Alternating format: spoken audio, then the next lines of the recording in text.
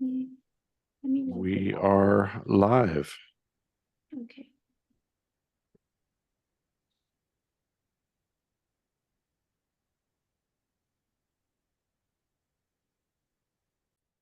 But we are recording. So I also have with me Matt Harrison. And Matt, why don't you introduce yourself and before we get started, and then I know we've got something that you're going to share about your own experiences with using AI, specifically Noodle Factory, in your own practice. But tell everybody where you are and where you're coming to this topic, or how you're coming Yeah, to this topic. you bet. Thanks, Jim. Such a pleasure to work and speak with you today. I come from the banking and financial services and the tech sector with 30 years experience, the last 18 years with some top companies in the technology global space. My responsibilities have been focused on corporate training, enablement, and change leadership. And this is a dynamic time. Really excited to be working with Noodle Factory. And today I look forward to sharing a very real story that I lived through with a very special team and give folks a business view behind the scenes of why and how these things were approached, how it worked, and what people in corporate training and enablement and change management can do with Noodle Factory. So thanks. Appreciate the time today. Fantastic. Yeah, I'm looking forward to hearing a little bit about your backstory and your own experiences with Noodle Factory. Uh, Let me introduce myself too. I'm Jim Wagstaff. I'm one of the co-founders of Noodle Factory. And so I'm kind of coming to this topic in two ways. For many years, I was a consumer, a purchaser of learning and development, of training.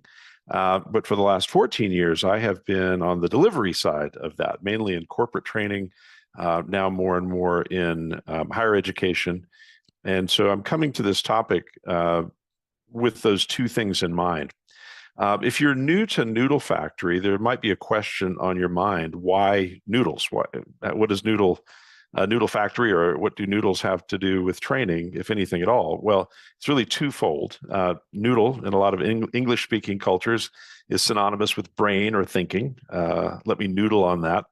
But for us, it's also a design principle. If you probably back in your school days ever ate a lot of cup noodles or instant noodles, you'll know what I'm talking about here. They're very quick and easy to get ready to eat, even if you spice them up a little bit, add your own ingredients.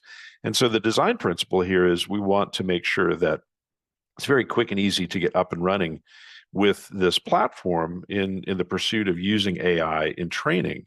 And that consists mainly of repurposing content that we're already using in workshops or in training or in onboarding or certification. So being able to repurpose that, literally just dragging and dropping that information in, that's the starting point so that you can be up and running in just a few minutes. So what Noodle Factory is, and this is not meant to be a sales pitch necessarily, although we will show you some examples. This is a platform that we started developing back in 2018. So definitely, well before all of the fluffiness, frothiness around generative AI. And this is meant to be a learning assistant for learners, but also for trainers, for facilitators, for subject matter experts and content owners. A very quick way to, in a private way, to repurpose that content and get it into the hands of learners in a different way. So we'll look at that in a moment and kind of give you a sense of that. If you are a trainer, a subject matter expert, a content owner, somebody from learning and development, some of these examples I think will resonate with you. So Matt, let me turn it over to you because you've got a little story I know that you'd like to tell about your own experience using AI in pursuit of learning and development. Tell us what that was all about. Thank you. So again, true story. I'm a former sales and technical enablement leader at global software companies, including VMware and Calibra and others. And I'm honored to share with you a behind the scenes look at a specific recent program I was directly involved in. So it can serve as a kind of AI case study for those of you attending today. So for me, artificial intelligence, large language models can be powerful tools, but like any technology used in training, enablement, change management, and business transformation, it must be carefully scoped, understood, and managed to deliver real value. So when a trusted training partner of ours proposed including an AI-powered teaching assistant in the delivery of a key part of our critical skills training program, I can honestly say at first, I was skeptical. Next slide, please. So here's what we were up against. The company's board and C-suite needed to refocus who and how we sold to. There was too much time wasted in the sales cycle, from pitching to wrong customers, investing a lot of time in demos and proofs of concept that turned out to be non-buyers. So like the company itself, our ideal customer had actually grown and matured, and we needed to spend more time with the right prospects to prevent the deals either from closing too slowly, and to make sure that we're actually growing our deal size and moving our customers to the value that they were seeking more quickly. So our sales and teams through supporting that, we not only had to make a shift in how they approach their conversation, but also upskill how they performed with different types of customer responsibilities or roles, which industries they were working in, and more specific use cases so they could be more relevant than ever. Another complexity we had to resolve was getting each of the selling teams to follow the same fundamental approach. And as a global company, I'm sure you can relate, this is never easy. Teaching a new skill requires also teaching managers how to coach that new skill and giving them both a safe place to practice with useful feedback. Oh, and it also had to be flexible for the learners so they could get to it in a self-paced program as well.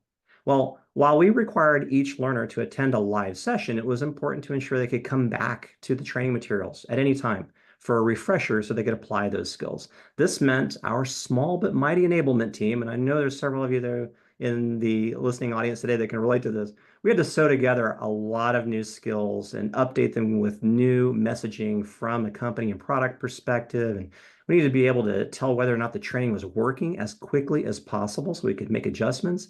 And ultimately, we needed to make sure that we were driving behavior that could help the field hit its financial performance goals. At the end of the day, that was the goal of this sales training program. Oh, and did I mention selling is a team sport? So not only do we need to train account executives and their leaders, but we also needed to help those that were selling and performing differently in a variety of roles, including our network of sales engineers that they depended on, our business development representatives and function who needed to find the right customers and prospects to talk to, and customer success teams who ensured the value was realized after the sale. Now, they all needed to be trained in a similar way, but in a way that was still relevant to their role. This was a complicated challenge for us. One more thing, since the company messaging was still changing, we needed to ensure that only the most recent and accurate and relevant assets from our marketing partners and product marketing were providing the guidance around how do you position and who are we actually speaking to from a personas perspective, which customer roles, and how are those roles changing? What's top of mind for them? And how did that vary by industry, as well as very sensitive information around competitive intelligence? And so to pack it all together, our enablement team, our training people needed to be able to simplify putting these new skills into practice as quickly as possible and helping make selling and collaborating easier. Oh, and this was all on a very limited budget. So what were our results? Within literally days of their training, multiple people started telling me directly how they used the AI assistant that was based on this Noodle factory platform, how it helped them prepare for prospect and customer meetings, real new deals. So our instructor guided groups of people, yes, humans, through the new skill training while incorporating this AI assistant from day one. So attendees spent less time on finding information and a lot more time using it. Our learners use this tool for practice, for coaching during the class, but also in their job performance after the workshop. So after the trainer had, so to speak, left the building, their presence and support was still there. This, supported by the same tool that was used in training, allowed the training to keep going long after the trainer had wrapped up the class. And finally, our company valued how the platform protected our content and our learners. The training tool was walled off from the internet. So you'd all heard the expression garbage in, garbage out. This was a way to prevent that. Only our content and our users got in. The tool was specific to the user, to the training that they received on the skills we were targeting, and only to the content that we fed it or ingested. By the way, big plus for us, especially on a tight budget, it was a user fee bundled into the training without any significant increase to the price. So we didn't have to jump through a bunch of additional, AI related or project related funding approvals. This was all through our trainer. And that was very powerful as well to simplify not only what and how we approach this, but how we approach sourcing. So the Noodle Factory platform helped our learners grow. It helped them apply new skills. The setup was actually really fast and simple for us.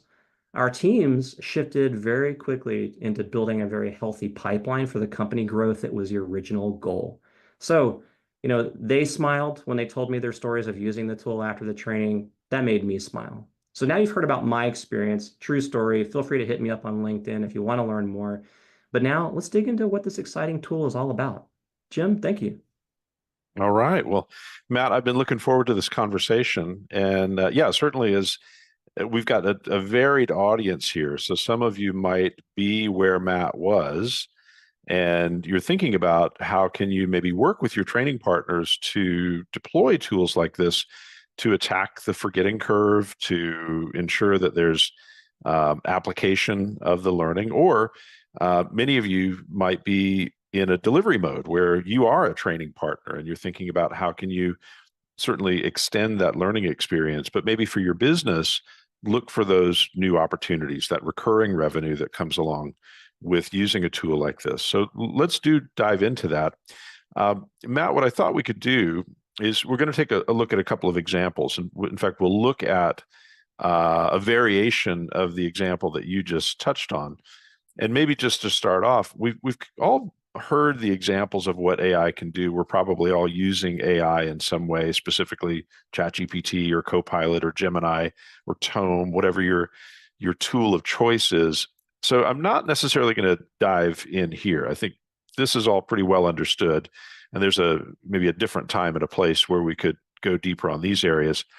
What I thought we could do, though, in looking at these examples is kind of compare and contrast more traditional approaches to training. And by traditional, I'm thinking pre-November 2022, which is the day when ChatGPT was unleashed upon us all. So you can just run your eye down these sorts of generalized traditional approaches to training. And it is a generalization, but maybe trainer-centric isn't the right term, but we're reliant on maybe instructor-led training, whether that's virtual or face-to-face.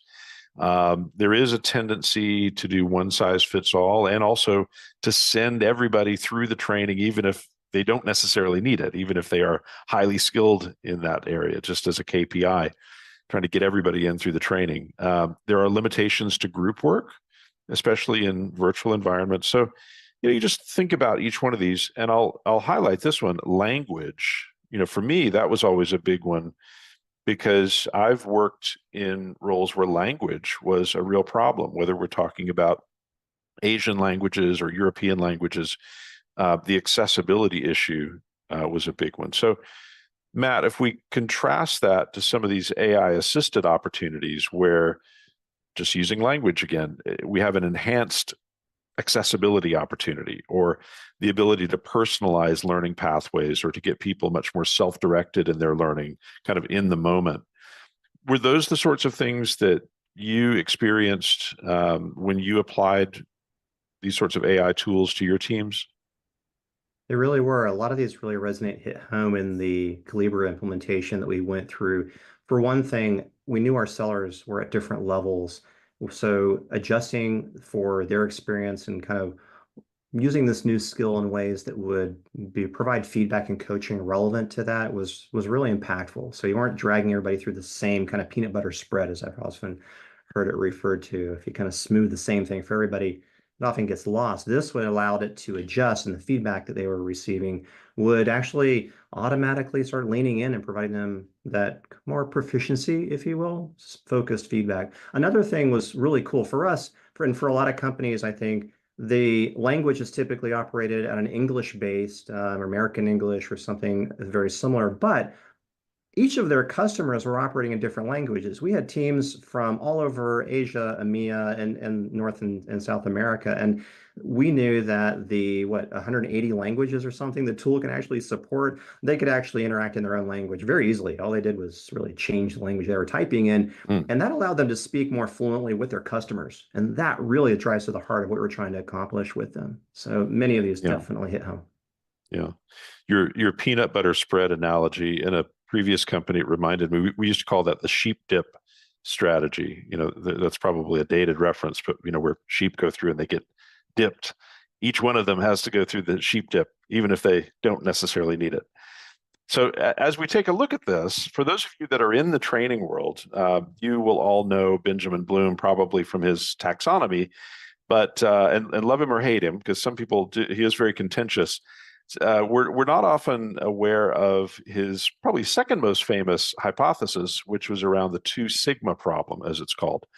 Basically, what Bloom did was he hypothesized and tested that if you could give learners access to high quality one-to-one engagement, call it tutoring, or we might think of it as coaching, those learners perform better. Now, that's a kind of a flash of the blindingly obvious, because if you spend one-on-one time with somebody and you invest in them in coaching, in tutoring, they're probably going to perform better. And yes, that's what happened, to the tune of 2 standard deviations. The people that got the tutoring, the one-on-one engagement, performed 2 standard deviations better than their peers. Very statistically significant. The problem comes in, that's just not logistically or economically feasible, because you just don't have enough people or time to do that kind of engagement, potentially, though, until now. So Matt, similar to what you were talking about, we've got an opportunity using these tools to give people the one-on-one attention on their own terms, in their own language, and there are other sorts of personalization aspects and differentiation aspects that come in to this. We're going to take a look at 2 samples of this. We're going to look at the business value course or approach that you were involved in, and we're also going to take a look at mastering technical sales. These are 2 training companies, Navarro and Associates and Up to Speed, which now owns Mastering Technical Sales. They're actively using generative AI to extend the classroom experience and to better engage learners. So I'm just going to fire this off. This is basically the Mastering Technical Sales Business Value Discovery course. This is a curriculum and a course that is geared towards SEs. And as you can see here, we're in the Noodle Factory platform, just kind of give you an orientation of what's going on. An SE, in this case, a pre-sales person, can come in and they can effectively go through and relive the course that they were in. They can play the videos, they can look at the graphics. So it's not a replacement for something like e-learning, but it's a very at your own pace, sort of personalized, chat-driven or conversationally driven way to engage with the learning. And so it's meant to be very easy to navigate, whether that's using flashcards or buttons or rich media or actually typing in questions. You can see here that the other example from Navarro and Associates, so this is Winnie, who is the avatar that Navarro and Associates use, one of the avatars. And Winnie is a persona coach. And so this is meant for a broad selling audience. And Matt, this is very similar probably to the sort of work that Navarro and Associates did with you. Can you talk us through what we're seeing here? How would a team typically come in and use this persona information? It's a great example. We had a really good experience helping narrow in on how to combine fundamentally 3 things. You saw here, who am I talking to? As a seller, I'm going to have a different set of key points and areas to be relevant if I'm speaking with a chief information officer or chief data officer versus someone, say, in legal or data privacy and so forth. And this is very important persona distinguishing. This helped us practice which areas of our product solutions, the features and functionality provided, but ultimately the value that we could bring to that conversation from a selling motion. It also allowed us to practice this. How would you interact? And so for our course, we really were focusing on skills that would help tell a more clear story, that would also help be more organized and specific around who we were speaking with, that persona piece, as well as bringing in information and specific key points around that industry to ensure that it was relevant. For example, if a customer were in healthcare in the US, they have HIPAA to be considered when they approach the different technology stacks. So one key example, and we saw this be used in many different ways, but it was definitely a great experience for our folks. And obviously, this is not replacing any training because, as you said, there's coursework going on, there's classroom-based workshops going on. So, did you see this more as an augmentation? So, on the procurement side, I guess if I can call it that, the sourcing side, where you were looking for training options, did you see this as a way to extend that workshop experience? It did in two ways. One, in the training, and then even more powerfully, we realized after the fact, following the training. And so, you have one terrific or a group of instructors that are bringing their knowledge, that one-on-one practice, to go back to that Six Sigma point that you made earlier, it allowed them to have that experience with the instructor, go through the examples, absorb that initial material, and then work with their assistant in real time, and actually a shorter period of time during the training, to practice that and come back as a group. This never replaces the human that is helping lead through this. Like many educational environments, it's a terrific assistant to help practice that and get them ready for the next step. That was translated after the training and actually coaching and preparing in real time, because sales leader can only cover so many different conversations at the same time before that seller and team went in front of a customer. So I'm just taking a look to see if we've got any questions that are coming in. I know we probably do have some training providers that are thinking about this and asking the question, how could I use a tool like this? Why would I use a tool like this? And then if you're in learning and development, you're probably thinking the same thing. There's a similar value proposition to both sides of that conversation. Think of it as two sides of the same coin. So whether it's your IP, your content that you're delivering, you probably have spent a lot of time developing that. That's obviously very valuable. If you're commingling that with your client's data too, maybe around some of their solutions, some of their messaging, and the different information that might add additional value to a workshop, and really customizing that. Obviously, there are privacy and IP protections and concerns that come up there too. So I think one thing to consider here with this tool, or with any tool like it, you always want to make sure that the content is walled off from public sources. So one of the reasons that we've been fortunate in working with training providers, content providers, subject matter experts of all sorts, including in the financial services industry, certain experts who are very deep in subject matter, and they have uploaded their content and essentially presented to learners the opportunity to have unlimited office hours with the subject matter expert. Well, that content really needs to be protected. So as you look for tools like this, ask that question. Is it being used to train large language models? Is the data between clients or between instances, is that commingled or mixed?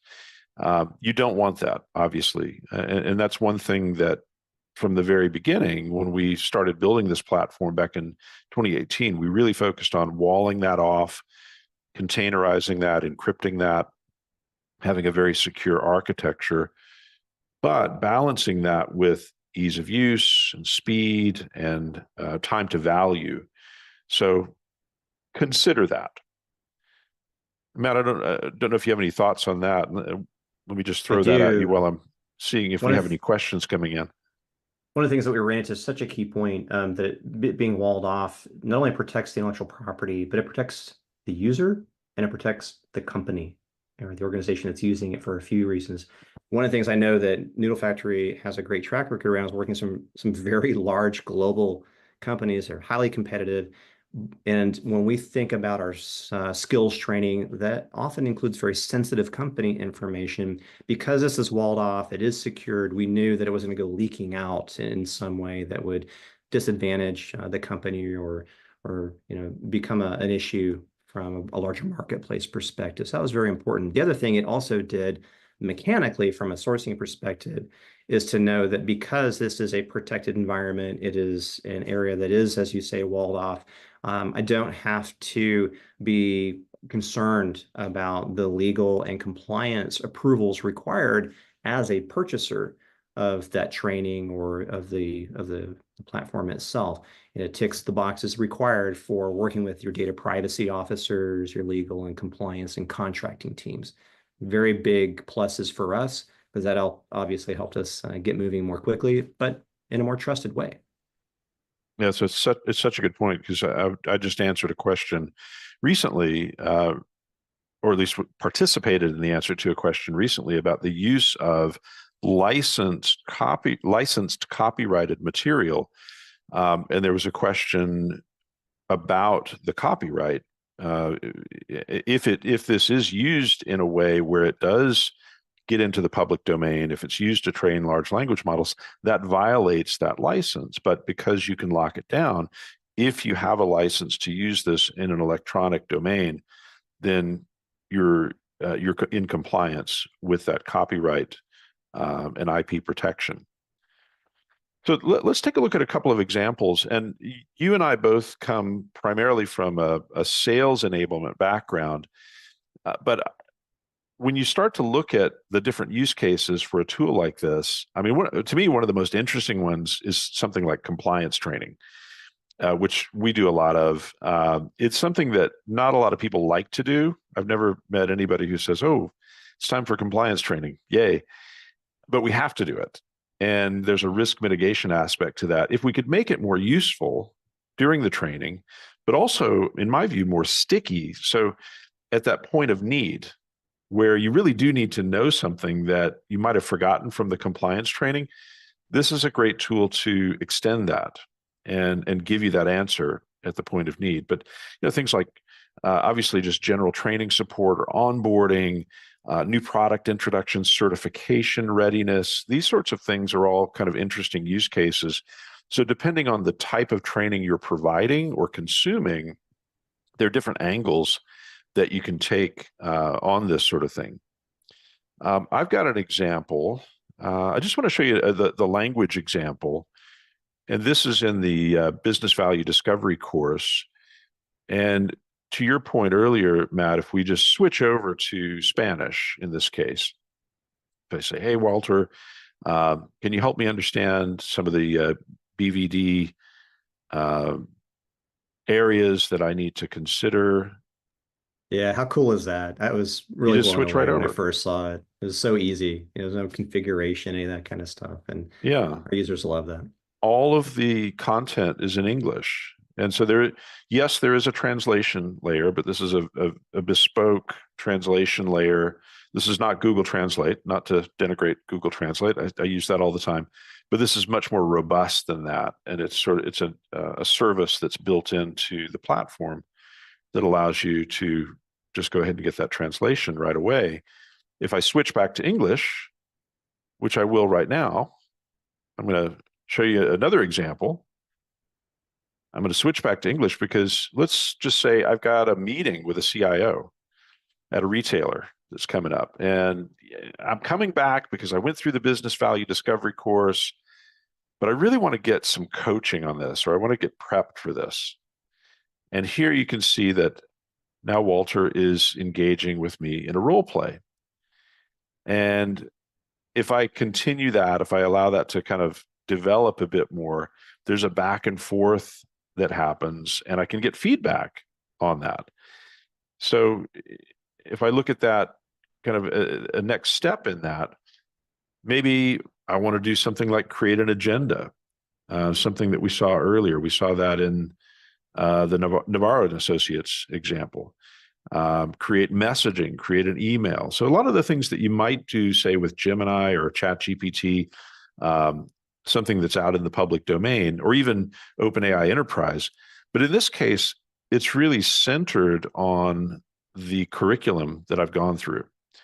And that's one thing, Matt, when I work with clients, both in companies and also in education, one of the things that starts to get people thinking a little more creatively about how you can use tools like this is the ability to create personas, not just avatars, not just the branding, but actually the persona behind this. So a coach with very specific subject matter expertise and access to information, very specific approaches to feedback and guidance, just lots of different things that we can do that don't replace managers, but give managers another tool in their toolkit to engage learners, to engage team members in a very different way. I guess what's been your experience with that kind of the persona approach or that personalized engagement around maybe a set of learning that needs to be applied in a particular way?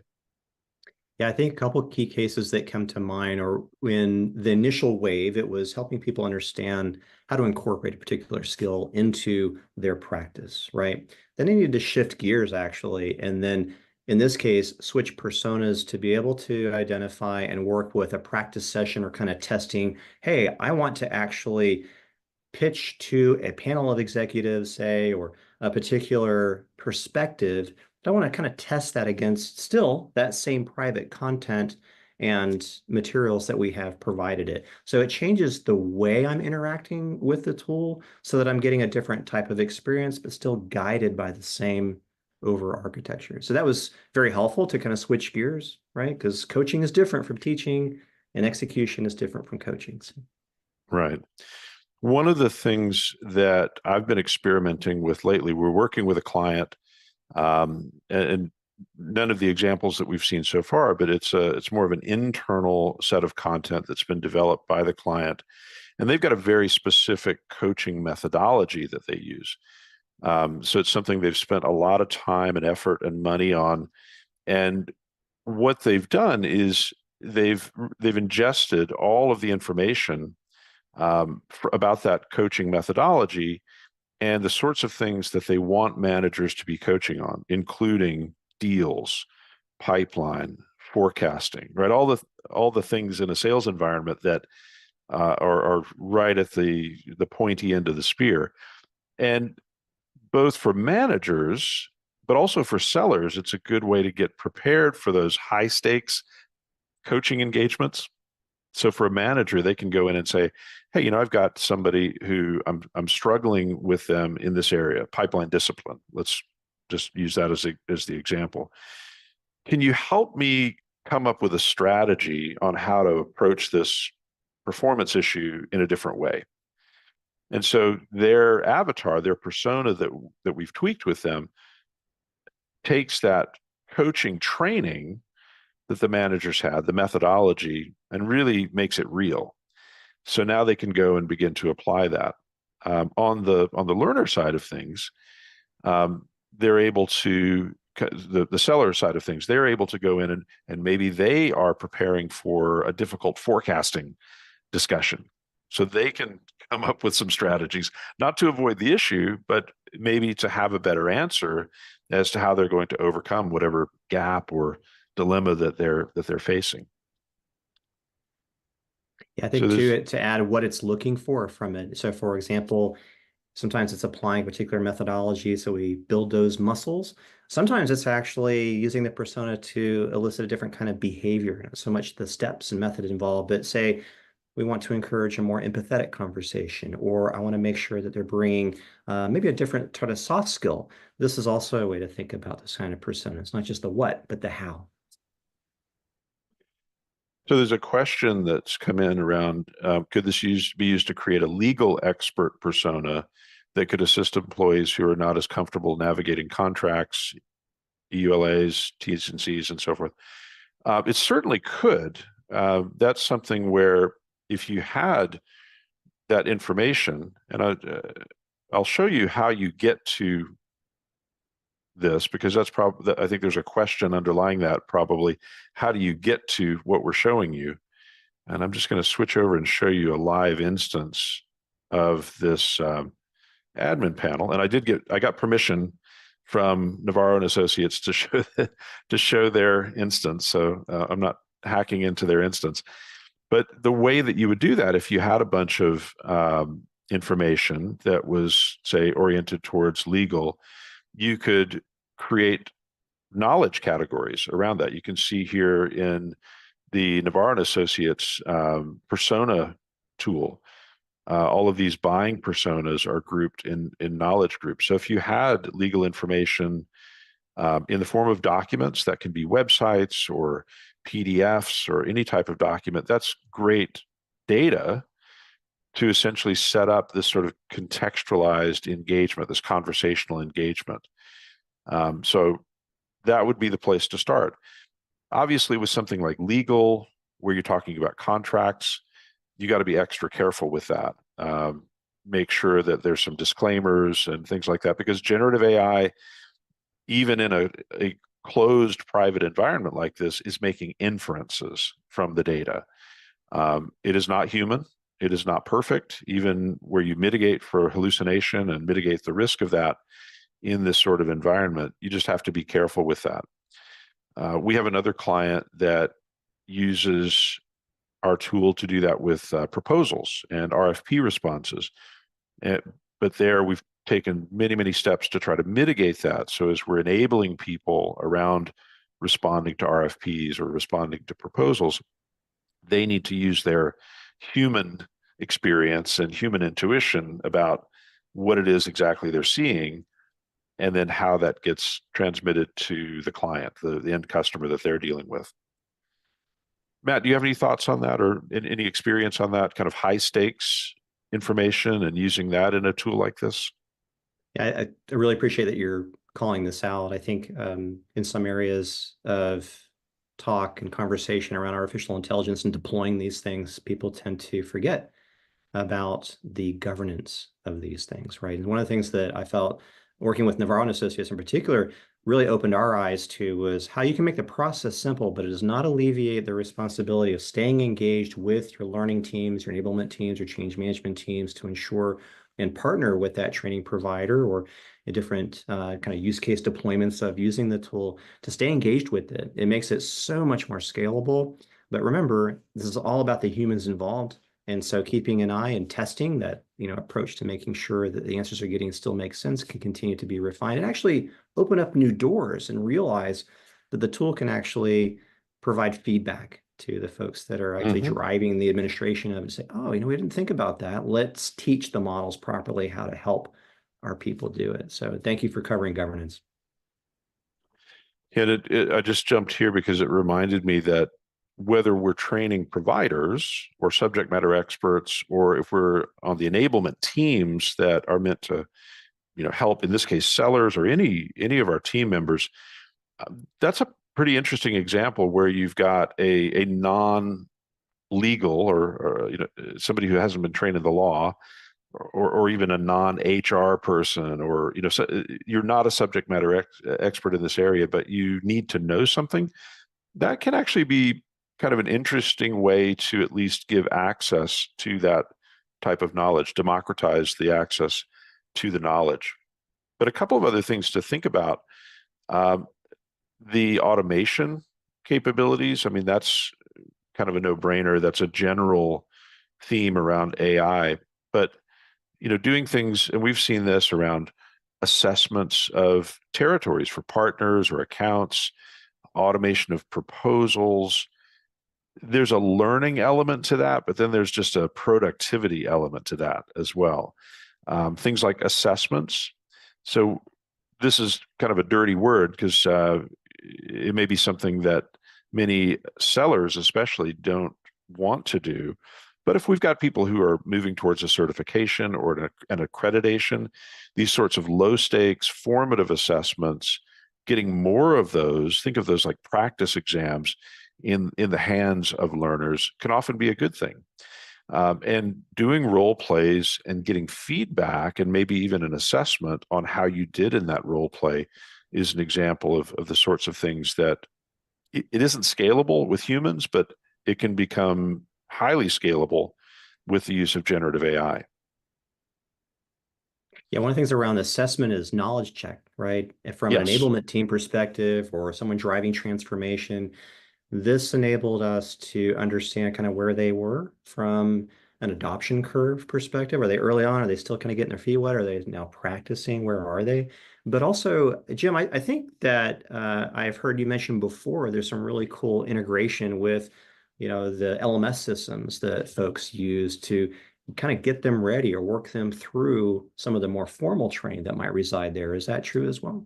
Yeah, that's right. So we didn't really go into that today, but we do integrate into most LMS systems. And, I think that's a kind of, I don't know how common that is. That's something that right from the beginning we felt would be important because that's quite frankly where a lot of content resides. That's where people go for their training, especially for e-learning. If you are doing knowledge checks or assessments that are getting tracked, that's probably where it's getting tracked. So that integration allows that information to go back into the LMS. And so people can get credit for that extra training or reinforcement or assessment that they've done. Cool. Thanks. Hey, just looking at the clock, we are coming up against time, and I'm just checking. Maybe Yvonne and Marilyn can help us with this too, if there are any other questions that have come in. Thank you for the couple of questions that we have had. And while we're waiting on any questions, I did want to put this up in case anyone does need to drop immediately. If you're interested in trying some of this out in a low risk way, we've got some resources that you can grab, including actually trying out the Noodle Factory platform if you'd like to do that.